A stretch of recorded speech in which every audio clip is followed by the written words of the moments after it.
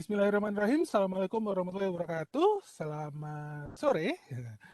Maaf, agak sedikit terlambat karena kegiatan di di kampus. Jadi saya harus pakai Zoom yang kampus. Apa namanya? Oke, untuk itu seperti biasa di awal-awal silakan aktifkan dulu kameranya untuk keperluan capture. Bisa mengaktifkan kamera, kami persilahkan untuk mengaktifkan kameranya untuk di capture.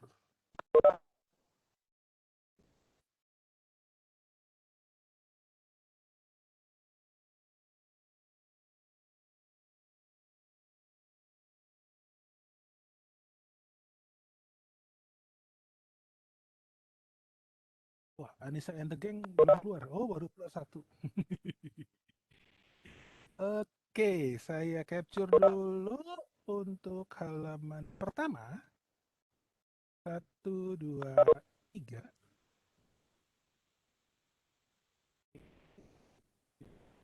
Saya halaman kedua.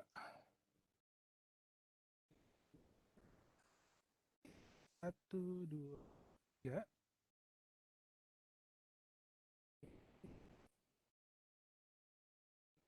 Salah.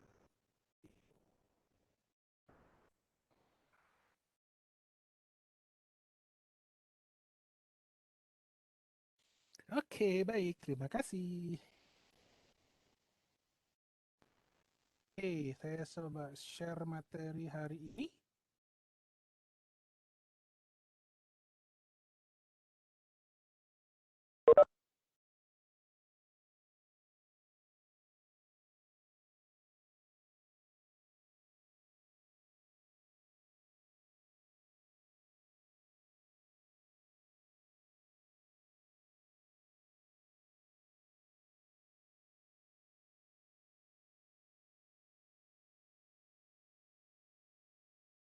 Hmm.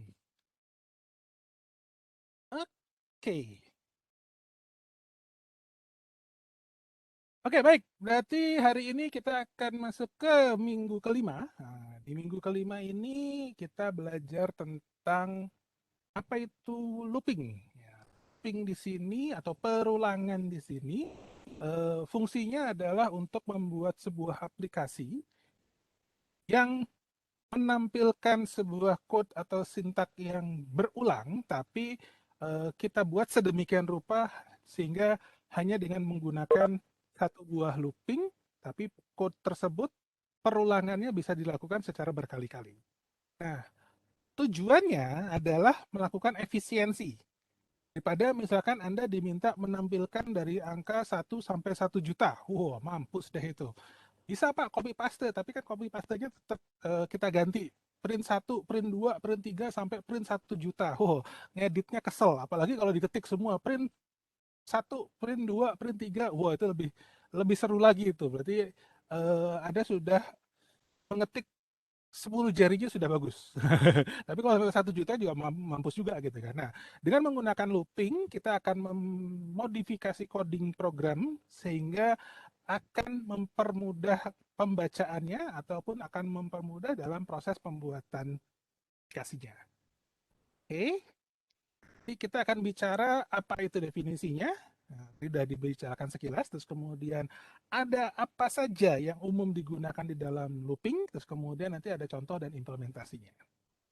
Oke, nah ini tadi. Gimana kalau ingin menampilkan bilangan ganjil saja? Dari berapa sampai berapa? Dari 1 sampai 1 juta. Stres juga tuh. Apalagi ingin menampilkan bilangan genap saja atau bilangan prima saja. Lebih seru kalau udah ngomong bilangan prima. Nah, jadi ini sebuah program kalau misalkan hanya menampilkan dan itu prosesnya seolah-olah continue terus-menerus. Kita bisa gunakan looping. Misalkan ingin menampilkan huruf A sampai Z.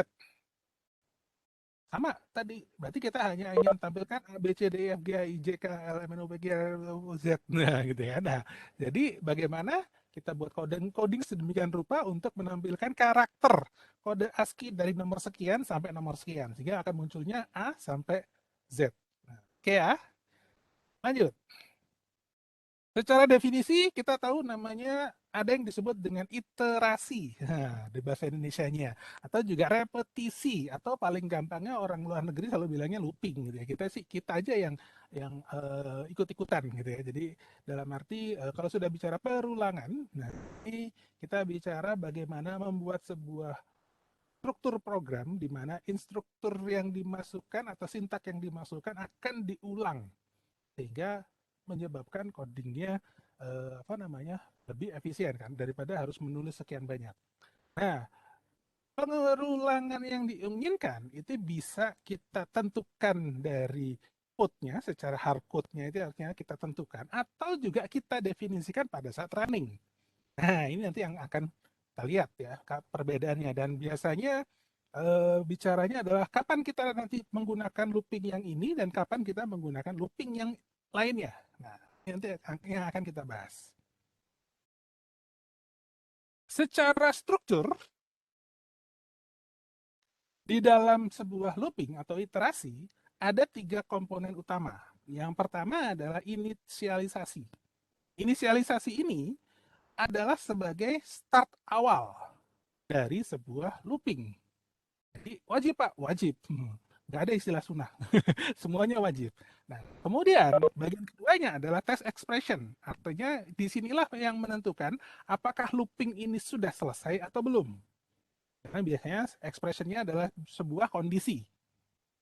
Lebih besar, lebih kecil, sama dengan, tidak sama dengan. Nah, itu biasanya sebuah ekspresi untuk mengetes apakah loopingnya sudah dianggap selesai atau belum. Di mana nanti ada 2 kondisi saja yang muncul, yaitu apakah bernilai benar atau bernilai salah. Artinya kondisinya jika sesuai I sama dengan 10, misalkan pasti pasti hanya ada 2 jawaban kan, benar atau salah. Ya, nggak ada yang ragu-ragu. Ya. Oke, next adalah bagian increment expression. Artinya apa? Disinilah faktor perulangannya terjadi atau badan coding program loopingnya itu ada di dalam sini. Apa yang mau ditampilkan dan next adalah bagaimana incrementnya. Increment di sini artinya proses penambahan atau pengurangan. Jadi kalau saya bilang biasanya increment atau decrement. Increase, decrease gitu ya. Bisa nambah, bisa kurang. Tinggal tergantung kebutuhan. Misalkan saya ingin menampilkan angka dari 100 ke 1. Berarti bagaimana? Nah, berarti kita bicara bukan increase, tapi bicara decrease. Nah, caranya decrease-nya nanti bagaimana? Mungkin nanti kita bisa lihat. Ya. Itu nanti jadi PR kalian. Nanti kita coba ya. Oke, next kita bicara secara umum, looping yang ada di dalam bahasa pemrograman, secara umumnya bisa dilihat di sini ada 3. Pertama, yang disebut dengan for loop. Looping dengan menggunakan sintak atau menggunakan fungsi for. Yang kedua, looping dengan menggunakan fungsi while. Dan yang ketiga, looping dengan menggunakan fungsi repeat until. Secara umum, 3-tiganya ini digunakan di seluruh bahasa pemrograman. Hanya saja, untuk Python, mungkin yang biasa atau umum digunakan di dalam bahasa Python hanya 2 yang di atas, yang saya kasih tulisan warna kuning. Artinya available in Python. For dan while itu umumnya digunakan di Python. Tapi yang repeat dan until sangat jarang orang menggunakannya. Meskipun bisa, ya, tapi saya lihat jarang orang menggunakan repeat until. Kalau yang menggunakan repeat until ini berarti orang-orang dalam produk yang menguasai bahasa pemrograman selain bahasa pemrograman Python. Biasanya seperti itu. Karena secara umum Anda menggunakan Java, ASP, Perl, VB, Delphi, C#, dan sebagainya pasti ada 3 kondisi looping ini. Oke?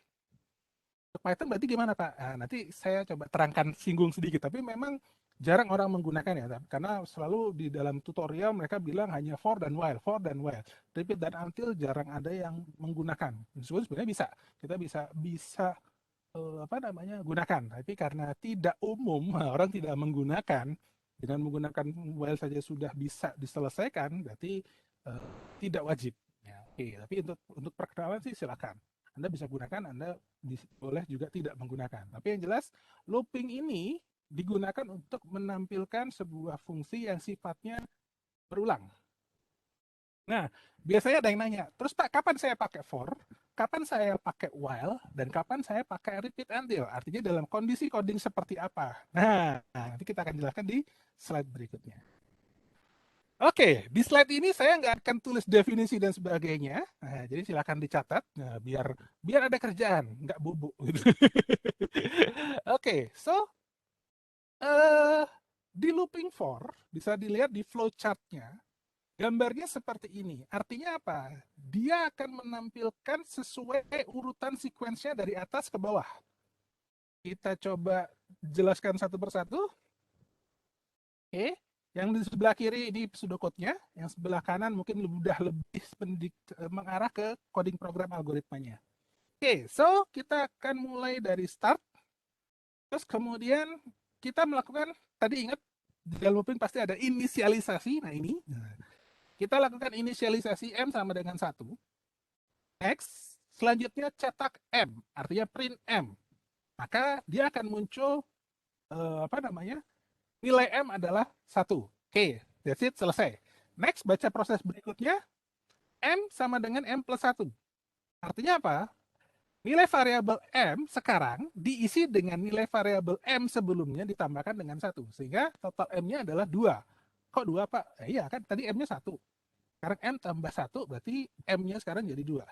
Next, di sini ada yang condition untuk melihat posisinya atau expression yang tadi yang syarat kedua ya. Ada expressionnya. Nah, ini tadi yang increment syarat ketiganya tadi. Oke, yang ini syarat keduanya. Ada expression untuk mengecek apakah bernilai true atau bernilai false. Karena yang kita akan tampilkan adalah dari 1 sampai 10, maka di sini saya punya kondisi dicek apakah M lebih kecil sama dengan 10. Jika iya, maka dia naik lagi ke atas. Nah, kecil kan? M-nya tadi berapa? Terakhir nilai M-nya adalah 2. Maka dia akan kembali lagi ke sini dan melakukan proses cetak M. Maka M-nya muncul nilai 2. Next, turun lagi ke bawah, M sama dengan M plus 1. Artinya berarti sekarang nilai M-nya setelah ada proses ini, maka M-nya menjadi 3. Cek lagi ke bawah. 3 lebih kecil sama dengan 10, ya maka dia looping. Oke, ini saya skip langsung posisinya, dia akan selalu looping sampai kondisi gimana? Jawab. Chat. Lebih dari 10. M lebih besar dari 10. M-nya dulu. M-nya berapa berarti di sini? Posisi di sini M-nya berapa? Supaya kalau dia terakhir keluar atau terakhir looping ke atas atau terakhir keluar ke bawah. M di sini berapa berarti? 10. Hah? Kan kondisinya gini. Nah, berarti berapa? Oke, misalkan kita asumsikan dia berarti sudah nyetak 1, 2, 3, 4, 5, 6, 7, 8, 9. Nih ya, di sini 9 nih misalkan. Berarti M-nya 9 nih. Sekarang 9 tambah 1, maka jadi 10. 10 ini dicek.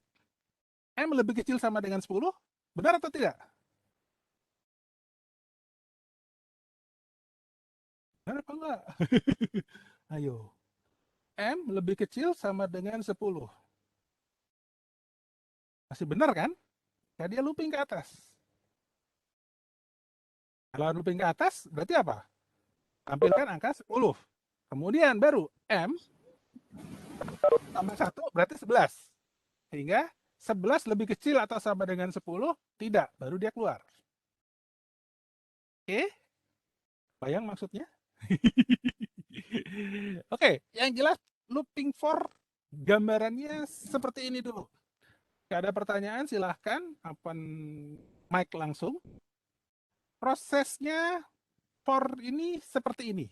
Yang jadi catatan, kalau menggunakan for, biasanya yang programmer yang kita akan menggunakan fungsi perulangan for kalau nilai start stop-nya jelas. Oke, start stop-nya jelas maksudnya gimana Pak? Kita mulai dari angka 1, ingin menampilkan berapa angka? 10. Oke. Sampai 10 angka. Kita punya iterasinya perulangannya sampai 10 kali. Oke. Next gimana? Baru kita bisa tentukan menggunakan for karena stopnya terlihat. Kalau langsung saya buka codingnya ya. Oh nanti aja deh codingnya. Oke, ini flowchartnya dulu deh, biar pemahamannya dulu. Oke, saya bisa lanjutkan sekarang. Kalau tidak ada pertanyaan, kita berbicara berikutnya adalah while.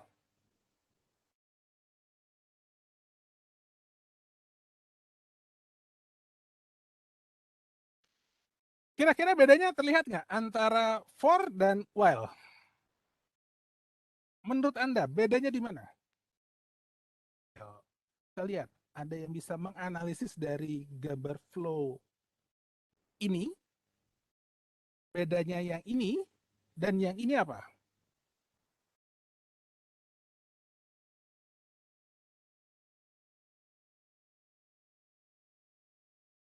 Ada yang bisa? Mau di chat boleh, mau di open mic silahkan. Oh cuma lihat gambar aja kok. Masa nggak bisa? Ngebedain.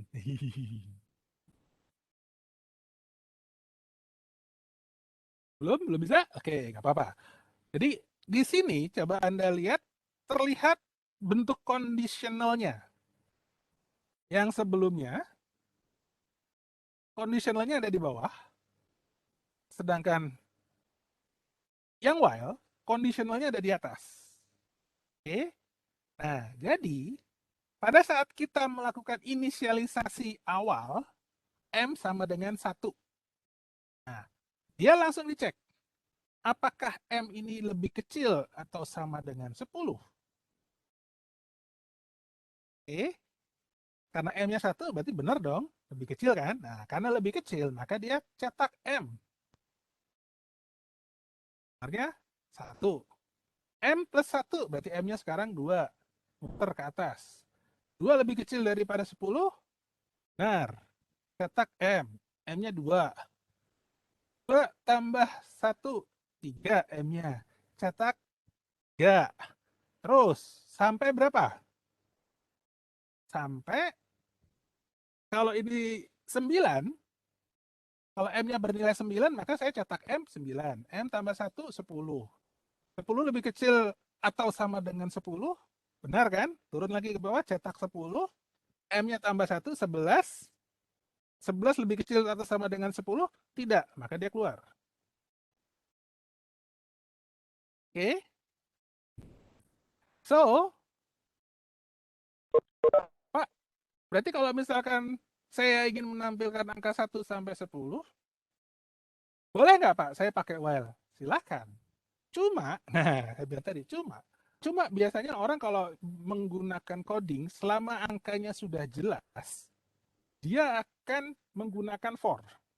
Atau tampilannya atau proses outputnya seperti apa, misalkan menampilkan 10 angka pertama setelah angka 20.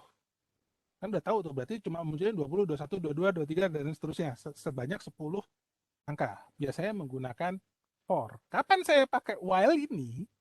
While ini saya akan gunakan jika kondisinya nggak jelas atau kondisinya belum tahu.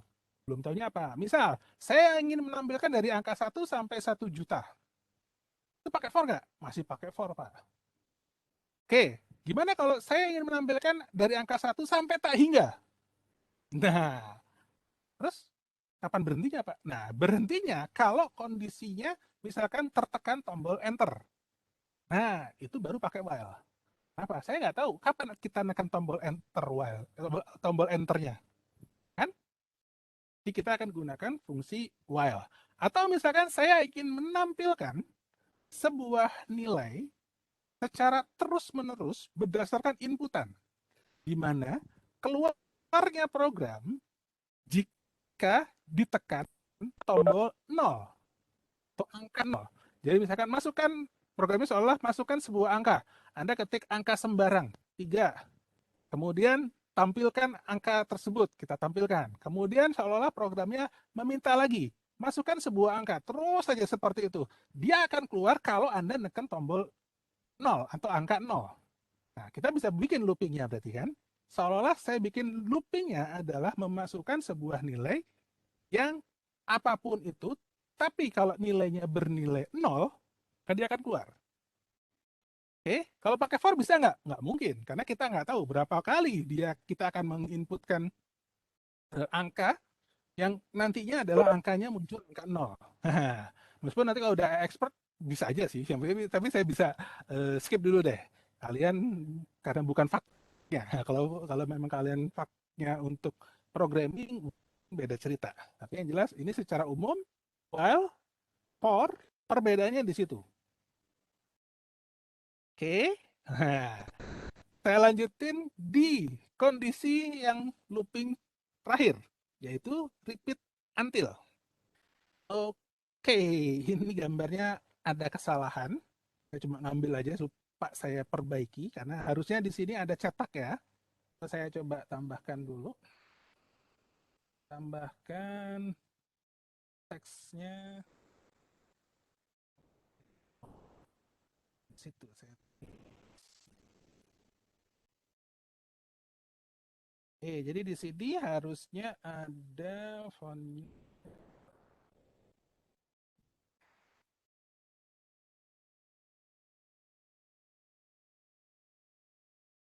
cetak M, misalkan seperti itu ya.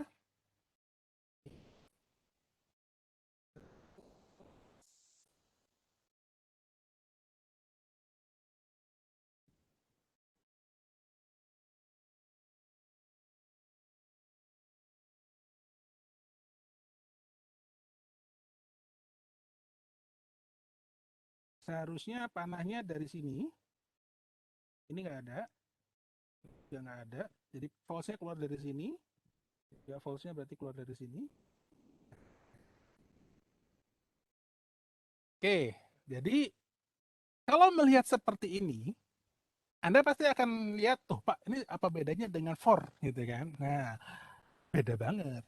Bedanya apa? Kondisinya, lihat. Kalau for tadi, kondisinya akan looping lagi kalau dia bernilai true. Oke, tapi dia akan keluar kalau bernilai false. Kalau pakai for. Kalau pakai repeat until, kebalikannya. True-nya yang untuk keluar, false-nya untuk yang balik ke atas. Ingat aja kata-katanya. Repeat until, ulangi sampai sampai kondisinya bernilai benar. Bisa ngerti ya maksudnya ya. Jadi kalau dia nilainya benar baru dia keluar. Kalau pakai for tadi apa? Selama masih terpenuhi. Biasanya bikin bingung dengan kata-kata sih biasanya. Mahasiswa selalu bingung kata-katanya. Tapi yang jelas repeat until ini akan melakukan code-nya terlebih dahulu, badan code-nya terlebih dahulu, baru kemudian dicek. Beda dengan while tadi. Kalau while, kita akan bicara cek dulu, baru dikerjain.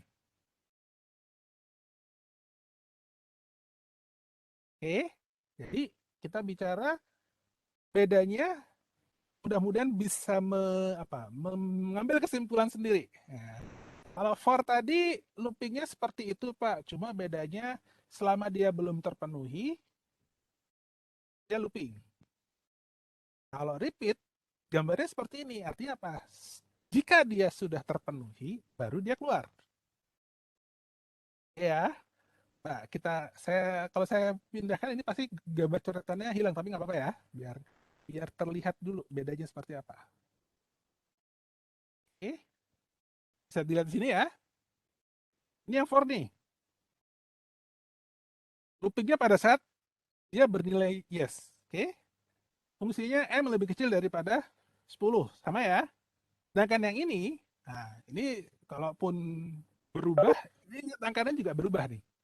Saya bikin apakah M nilainya 10 sampai M bernilai 10. Artinya apa? Berarti kalau 11 gimana? Di 11 dia looping lagi. Tapi karena tadi sudah dari 1 sampai 10, berarti dia akan muncul berapa? 1 sampai 9. Oh, cetak dulu ya? Ya, 10. Jadi begitu dia 9, tampilkan 9, M plus 1, 10. Jadi kalau sama dengan 10, dia akan keluar. Oke, nanti kita coba sih. Dalam code-nya nanti kita akan coba ya. Tapi jelas bedanya seperti itu. Nah, so bedanya repeat until sama for terlihat di sini. Loopingnya. Nah, kebalik nih. Tapi sekarang bedanya repeat until dengan while, lihat di kondisinya. Setelah inisialisasi, dia ada kondisi. Sedangkan kalau repeat until, setelah inisialisasi, cetak dulu atau istilah badan loopnya dulu, baru dia dicek kondisinya. Sehingga apa? Bedanya while sama loop, kira-kira sama kalau ngeliat ini berarti artinya mungkin saja cetak ini tidak akan dikerjakan.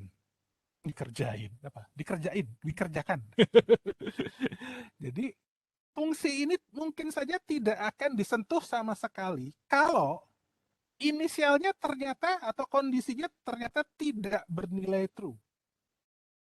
Contoh, M-nya saya kasih angka 11. Turun ke sini. M lebih kecil dari 10. 11 lebih kecil dari 10? Tidak. Dia langsung keluar. Artinya apa? Ini nggak dikerjain kan? Oke. Nah, tapi kalau misalkan di sini M-nya di repeat until ya, M-nya saya ganti dengan 11. Kira-kira gimana? Dia tetap cetak M, kemudian M sama dengan M plus 1, kemudian M sama dengan 10, enggak, looping, dia terus looping. Dia akan terus looping. Atau misalkan M-nya saya ganti dengan angka 9. Inisialisasinya diganti dengan angka 9. Kemudian cetak M, maka M-nya jadi 9. M plus 1, maka M-nya jadi 10. Begitu masuk ke sini, M sama dengan 10, iya benar, dia keluar. So, perbedaan yang paling mendasarnya adalah kalau repeat until, dia minimal pasti dikerjakan satu kali, loopingnya. Tapi kalau menggunakan while loop, mungkin saja tidak dikerjain sama sekali badan loopnya. Kenapa? Karena tadi begitu dicek dia nggak sesuai langsung keluar. Ini disentuh? Enggak. Oke? Nah, kelas tadi pagi ada yang nanyain, Pak, jadi kapan saya pakai for, kapan saya pakai while, kapan saya pakai repeat until? Jawabannya juga saya bilang terserah Anda. Karena memang bicara seperti ini adalah fleksibilitas yang diberikan oleh bahasa pemrograman. Anda tinggal mau milih pakai apa. Cuma saya bilang tadi, biasanya orang akan menggunakan for kalau start stopnya udah jelas. Boleh nggak Pak saya pakai while? Boleh, nggak ada yang larang. Boleh nggak Pak ya pakai repeat until? Boleh, nggak ada yang larang. Nah, kalau untuk mahasiswa informatika, nah baru saya akan menekankan satu lagi. Artinya apa? Kita bicara berikutnya adalah efisiensi coding. Kan Anda bukan orang informatika, jadi saya nggak akan menekankan efisiensinya. Silahkan Anda mau pakai apapun, for, while, atau repeat, itu saya perbolehkan. Karena bukan fak Anda untuk bicara efisiensi. Nah Pak, emang efisiensi buat apa sih Pak fungsinya? Oke, kalau efisiensi kita akan bicara tentang semakin kecil hasil compiler programnya, maka program akan bisa diproses dengan cepat. Begitu kalau misalkan saya bilang per baris dia menghabiskan 1 kilobyte data, misal. So, begitu program dikompil ada 10 baris, berarti 10 kali 1, berarti ada 10 ribu. 1 kilo berarti 1000, berarti 10 kilo, 10 baris berarti 10 kilobyte. Nah, sedangkan kalau misalkan bicara efisiensi, ternyata dengan looping yang lain saya bisa muncul hanya 8 kilo, gimana yang paling efisien? Nah, pasti akan bilang efisien karena lebih kecil, pasti yang lebih. Kalau Anda pernah dengar ikutan kontes programming, pernah lihat atau pernah dengar, nah, tidak hanya efisiensi, tapi juga faktor kecepatan compilernya. Ya udah kecil, tapi compilernya ada yang lebih cepat, nah itu nanti yang akan menang. Oke, Oke, saya coba lanjutkan dulu.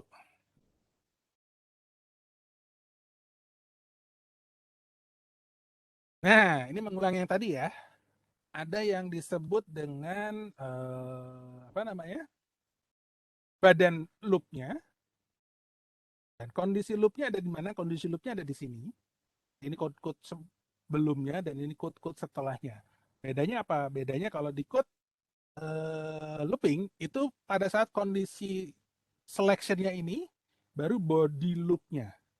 Kalau ngeliat grafik atau ngeliat apa namanya flowchart seperti ini berarti menggambarkan yang mana? Ini pasti menggambarkan yang while karena dicek di atas. Kalau ceknya ada di bawah berarti menggambarkan yang for yang repeat until. Ini hanya penggambaran aja. Jadi ilustrasinya misalkan nanti eh, keluar di UTS misalkan. Nah, ini termasuk yang mana? For, while, atau repeat? Nah, sudah bisa menjawab. Mudah-mudahan. Udah dibocorin. Ya, nggak jadi. Oke, saya lanjutin. Lanjutkan. Nah, baru kita bicara code-nya ya sekarang ya. Saya stop dulu, berarti saya coba aktifin full share-nya.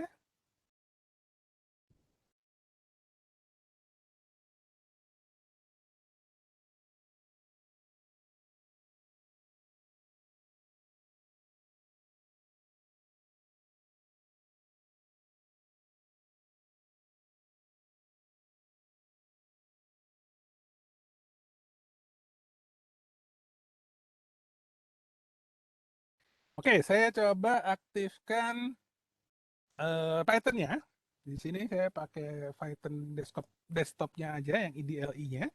Kemudian kita bicara for. Biar cepat saya nggak akan bikin .py-nya. Nah, Anda bisa bikin sendiri. Istilahnya tinggal bikin dev-nya, terus kemudian dev main-nya ya. Bisa ya, saya asumsikan sudah bisa. Jadi saya hanya akan mencoba langsung di code Python-nya. Nggak perlu bikin file new saya. Anda kalau mau bikin file new silakan, karena Anda buat disimpan ya. Kalau saya nggak perlu disimpan. Oke, jadi kita lihat sintak atau statement yang diperlukan. Pertama kita punya pseudocode-nya seperti ini, sintak Python-nya seperti ini.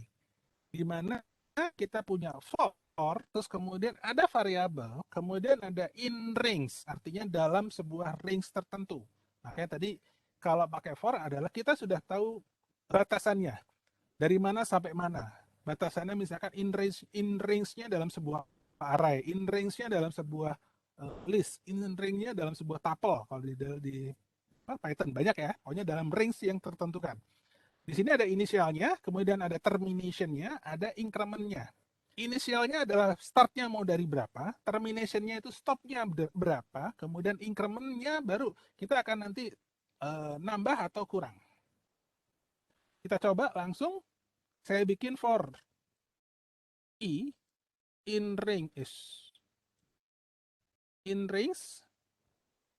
Di sini ada range-nya start-nya berapa. Misalkan saya akan start dari 1, kemudian termination-nya berapa? Termination-nya misalkan saya ambil 10, kemudian incremental-nya saya ambil 1 deh. Oke, 2, menyatakan start-nya. Kemudian saya print. Variabel yang mau ditampilkan tadi adalah i. Saya print i. Oke, udah selesai. Cukup begini saja. Kita lihat hasilnya. Kira-kira tampilannya seperti apa? Tampilannya muncul dari 1 sampai 9. Pak, tadi kan tulisannya termination-nya sampai 10. Ini tadi, karena dia tidak pakai sama dengan. Jadi, kadang-kadang kita harus tahu dulu, kalau pakai for, biasanya adalah nilai sebelum variabelnya. Oke, jadi misalkan 10, berarti dia akan muncul 9. Pak, gimana supaya bisa muncul 10? Ya, silahkan ganti. Ganti apa, Pak? Ya, yang diganti termination-nya tadi. Kita ganti jadi 11. Ush, kepencet. Jadi 11, kan dia akan muncul 1 sampai 10. Oke. Pak, gimana kalau stepnya kita ubah? Misalkan saya ingin mencari bilangan ganjil saja.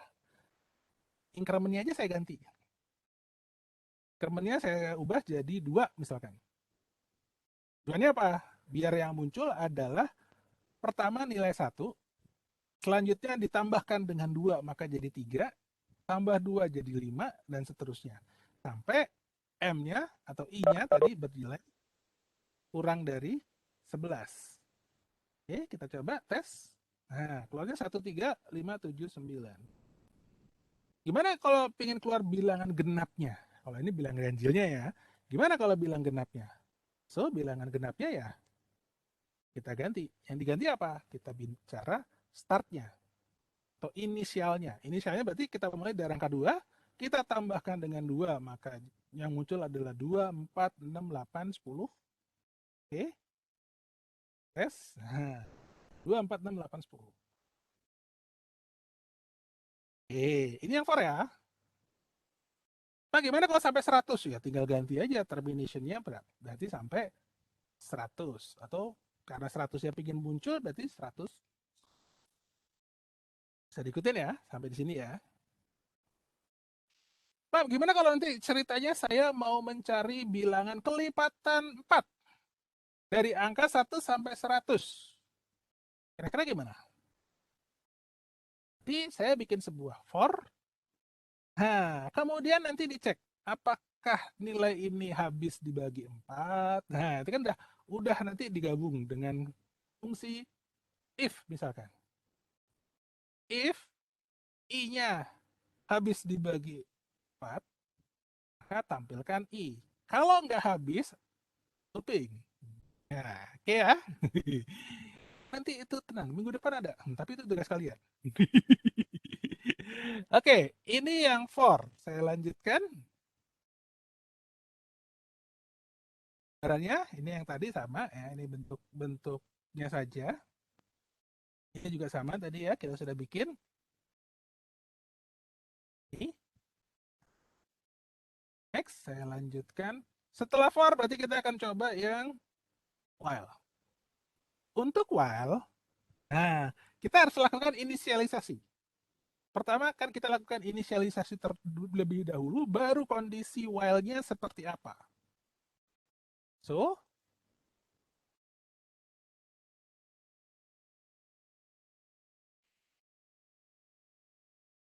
oke, kita coba. Kita bicara, ceritanya masih sama tadi, menampilkan 1 sampai 10 ya.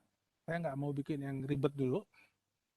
Kita definisikan J sama dengan 1, kemudian while J lebih kecil dari sama dengan 1. Print J, J sama dengan J plus 1. Nah, di sini kelihatan nggak? Kira-kira kalau saya running hasilnya seperti apa? Coba langsung yes. Nah, sudah langsung muncul.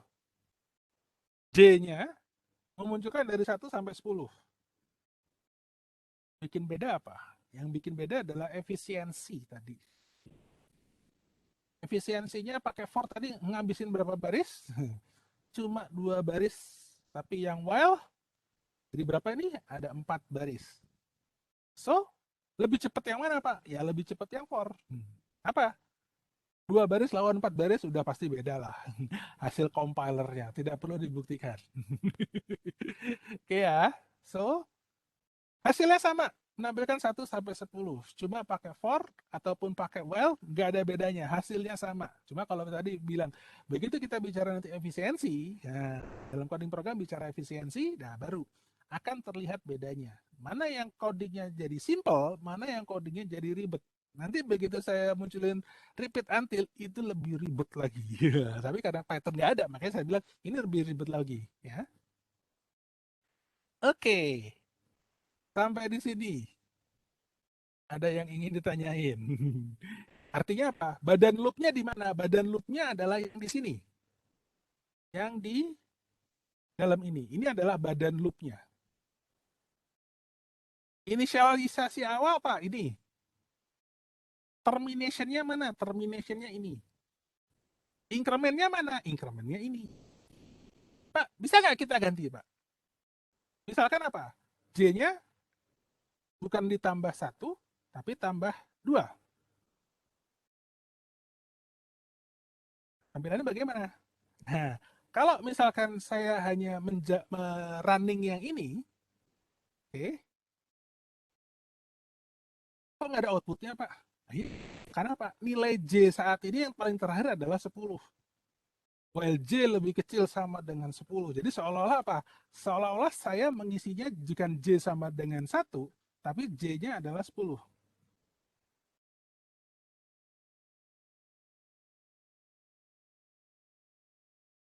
Kalau J-nya 10, atau buat pembuktian ya, nilai J-nya sekarang berapa sih yang sedang sedang ada di dalam memori? Kita print J, kan nilainya adalah 11. Makanya kenapa begitu saya ketik while J lebih kecil sama dengan 10, dia tidak masuk. Nah, tidak apa namanya? Tidak ada apa istilahnya? Tidak sesuai yang diberikan. Setting tangtung tangtung. Oke. Jadi kalau mau ngetik ulang ya saya ketik lagi gini deh. J sama dengan 1, kemudian ini. Nah, tadi saya mau ngapain? Oh, J-nya jangan tambah 1, saya tambah 2. Sehingga nanti dia akan muncul bilangan ganjil saja. Oke. Nah, kan? Sama aja kan? Sama aja dengan for tadi. Tapi ya tadi, bicara efisien. Nah, udah bicara ngoding itu biasanya kita memang bicara efisiensi. Tapi untuk kalian, karena bukan faknya, nggak apa-apa. Saya terima. Oke. Nah, Pak, berarti while-nya kapan saya gunakan ya? Tadi, misalkan saya akan membuat sebuah looping di mana dia akan menampilkan terus-menerus, tapi akan berhenti kalau misalkan saya tekan tombol enter. Atau karena saking rusuhnya, terburu-burunya, codingnya nggak lengkap. Contohnya gini, saya bikin J sama dengan 1, kemudian yang ininya saya lupa tulis. Saya cuma print J aja. Kira-kira outputnya seperti apa? Berarti dia akan memberi nilai J, ini nilainya 1, kemudian di kondisi selama J-nya lebih kecil sama dengan 10, maka dia masuk ke sini, tampilkan J. Kemudian apa? Balik lagi ke atas kan, cek lagi, J-nya 10, tampilkan J, J-nya 10, tampilkan J. Yang ada apa? Yang ada, iya, angka satunya muncul terus. Nggak ada penambahan, nggak ada berhentinya, ini masih running terus nih. Sampai saya tekan Ctrl C. Saya break di situ sehingga dia selesai. Kan program nggak bagus nih, nggak bagusnya kenapa? Nggak tahu kapan berhentinya, kapan selesainya. Oke, so jadi di sini bentuknya adalah kalau menggunakan while, pastikan 3 komponen tadi Anda tuliskan. Pertama, inisialisasinya seperti apa, kemudian kondisinya bagaimana, next adalah incrementalnya. Kondisinya adalah kondisi untuk menyatakan dia berhenti atau keluar dari sebuah badan loop. Incrementalnya adalah untuk memastikan bahwa dia nanti akan melakukan incremental loopingnya. Salah satu nggak diisi, iya bisa jadi sesuatu. Sesuatunya bisa jadi error. Saya nggak tahu seperti apa. Misal dengan cerita yang sama, saya nggak deklarasikan sebuah variabel, tapi langsung saya while x lebih kecil sama dengan 10, bisa salah. X lebih kecil sama dengan 10, print X. Oke.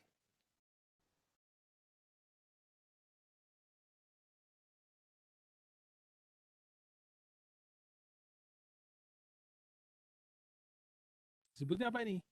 X is not defined. X-nya tidak didefinisikan. X-nya berapa? Ini nggak tahu.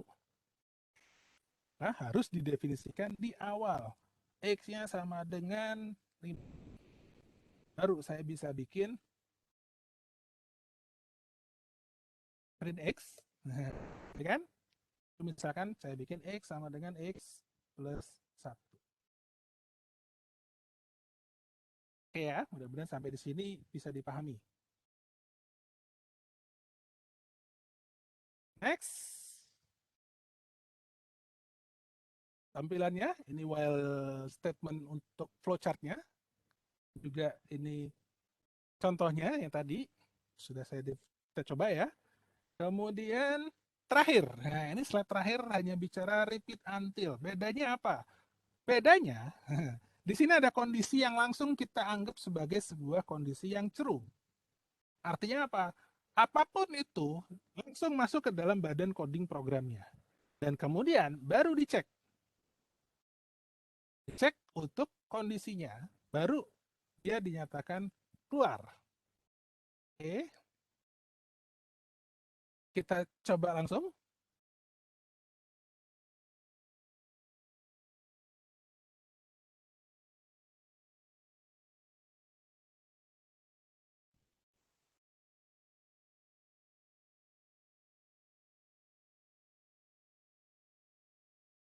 Oke, kita coba.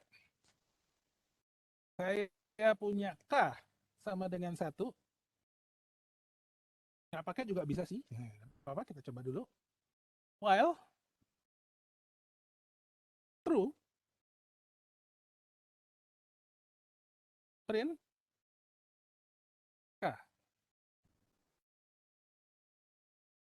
Kemudian if K sama dengan 10,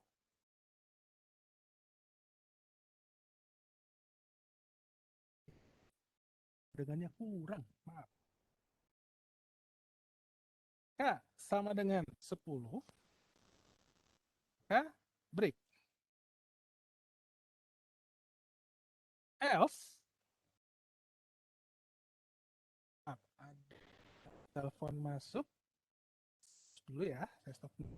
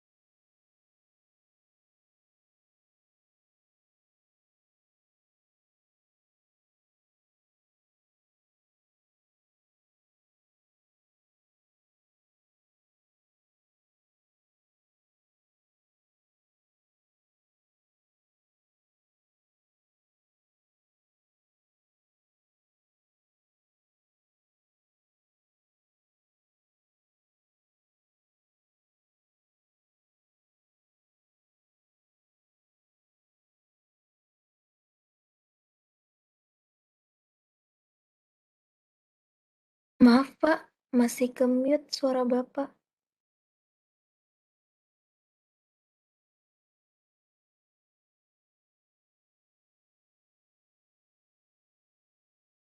Maaf Pak, tidak ada suaranya.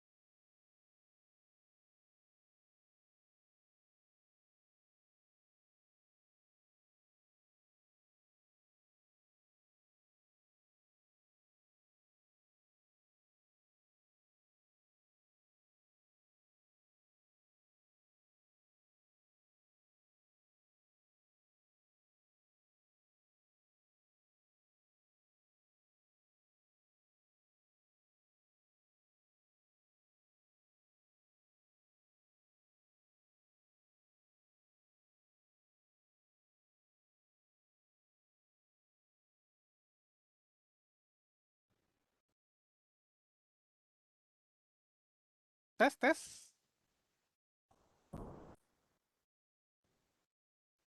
Cek, cek, cek. Oh, oke. Udah kedengar ya? Mohon maaf, tadi ada gangguan sedikit. Ada phone dari luar. Sampai mana tadi? Oh, iya, sini. Di repeat until ini, kita bicaranya, kita tes code-nya. Ya. Ya, salah mencet lagi. K sama dengan 1 else. K sama dengan K plus 1. Oke. Nah, bisa dilihat di sini sedikit perbedaannya. Di repeat until, kita akan bicara pertama inisialisasinya terlebih dahulu, kemudian while true-nya ini adalah untuk menyatakan posisi kita akan membuat kondisinya selalu benar. Baru kita tampilkan nilai K-nya. Nah, di sini baru bicara kondisinya. Kondisinya jika K-nya sama dengan 10, maka dia break, artinya langsung keluar. Jika tidak, dia mengerjakan yang ini. Pada saat mengerjakan yang ini, dia akan kembali lagi menampilkan. Ya, setelah case sama dengan K plus 1, tampilkan lagi, cek lagi, Jika sudah sesuai maka keluar, jika tidak tambahkan lagi. Oke, jadi di sini apa namanya? Terkesan jauh lebih tidak efisien. Kenapa? Coding programnya panjang banget. Tapi ya tadi, tergantung kebutuhan. Kebutuhannya seperti apa? Anda akan melakukan proses pendekatannya, minimal dia dikerjakan, atau langsung dicek. Ya. Jadi kayak ini tadi, kalaupun saya isi nilainya, apa namanya, tidak sesuai, nah, dia akan cek apakah dia bisa keluar atau tidak. Artinya minimal dia akan mengerjakan ini. Ya, contoh, misalkan saya ubah sekarang, K-nya tidak 1, tapi K-nya saya bikin misalkan 10. Oke. Kemudian while true, print K, if K sama dengan 10, break. Maka dia akan menampilkan terlebih dahulu. Di sini K-nya 10, dia akan menampilkan dulu, baru dicek. Jadi dia tidak ngecek dulu, tapi tampilkan dulu, baru dicek. Jadi artinya perbedaan repeat tadi, dia minimal mengerjakannya 1 kali. Setelah 1 kali selesai, baru dia bisa apa namanya mengecek kondisinya. Tapi kalau menggunakan while, kondisinya akan dicek dulu, sehingga apa? Badan loopnya mungkin saja tidak dikerjakan sama sekali. Oke, itu saja. Any question? Sudah selesai materi slide kita.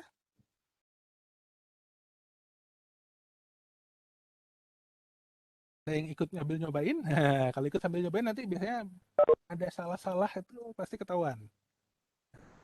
Yang jelas tadi, kapan Anda pakai for, kapan pakai while, kapan pakai repeat until, tergantung kebiasaan. Tapi kalau saya bilang tadi, selama nilainya diketahui, silakan pakai for. Kalau tidak tahu mau loopingnya berapa lama, berapa kali, silakan pakai while. Biasanya misalkan kalau di dalam program sederhana, misalkan kita bikin sebuah menu. Pilihan 1 adalah tampilkan A, pilihan 2 tampilkan B, pilihan 3 tampilkan C, misalkan seperti itu. Pilihan 4 keluar. Nah, karena kita tidak tahu si user akan menekan tombol apa saja, kita pasti menggunakan while. Kalau dia menggunakan for, kita nggak tahu. Kita nggak yakin berapa kali dia menampilkan, gitu kan? Nah, jadi tinggal tergantung kebutuhan code-nya saja. Perkara nanti apa namanya? Kalau sudah mulai familiar, nah baru biasanya bingungnya saya pakai while atau saya pakai repeat until. Nah, ini tadi yang pendekannya top down atau bottom up. Paling gampang sih bicaranya begini. Begitu while, selama kondisi terpenuhi, dia akan mengerjakan dan loopingnya. Kalau repeat until, sampai kondisinya terpenuhi, baru dia dijalankan. Sampai looping akan dijalankan sampai kondisinya terpenuhi. Jadi bedanya, while itu selama loopingnya terpenuhi, kalau repeat until, loopingnya akan dijalankan sampai kondisinya terpenuhi. Bahasanya agak susah ini, bahasa dewa nih biasanya.